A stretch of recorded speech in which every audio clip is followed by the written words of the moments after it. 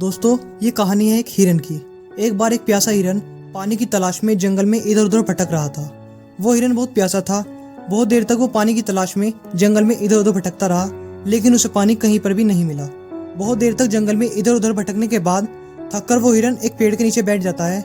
जैसे ही वो हिरन उस पेड़ के नीचे बैठता है, उसे नदी के पानी की आवाज सुनाई देती है। तो वो हिरन उस पेड़ के नीचे से उठकर फौरन उस पानी की आवाज की दिशा में चल देता है। उस आवाज का पीछा करते करते वो हिरन एक स्थान पर पहुंचता है जहां वो देखता है कि उसके सामने एक बहुत बड़ी नदी बह रही है। अब जैसे ही वो हिरन उस नदी को देखता है तो वो बहुत खुश होता है। वो नदी के पानी को देखकर इतना खुश होता है कि मानो उसे एक नई जिंदगी मिल गई हो। वो फौरन दौड़कर उस नदी के किनारे पहुंचता है। अब जैसे ही वो हिरन पानी पीने के लिए अपना सर नदी में झुकाता है तो उसकी नजर अपने राइट में पड़ती है। वो जैसे ही अपने राइट में देखता है तो उसे एक शिकारी नजर आता है।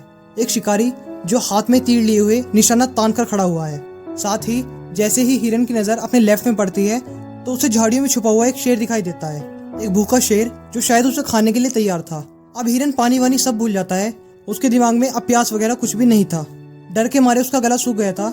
इतने में ही उसे एक आवाज सुनाई देती है और जैसे ही हिरन पलटकर पीछे देखता है तो उसे झाड़ियों में भयंकर आग लगी हुई दिखती है, जो कि धीरे धीरे उसकी तरफ बढ़ रही थी। अब वो हिरन बुरी तरह फंस चुका था, क्योंकि राइट में देखता है तो एक शिकारी निशाना लगाए हुए खड़ा था, लेफ्ट में देखता है तो एक भूखा शेर अपनी भूख मिटाने के लिए खड़ा हुआ था और पीछे भयंकर आग लगी हुई थी जो धीरे धीरे उसकी तरफ बढ़ रही थी और सामने एक गहरी और तेज बहाव वाली नदी बह रही थी।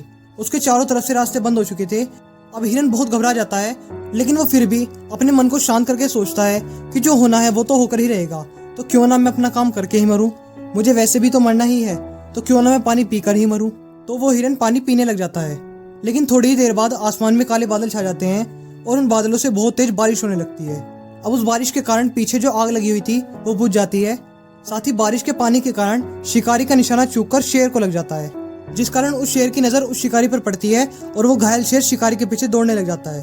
तो जैसे ही हिरन पानी पीने के बाद अपना सिर ऊपर उठाता है और अपने राइट में देखता है तो उसे शिकारी कहीं भी नजर नहीं आता।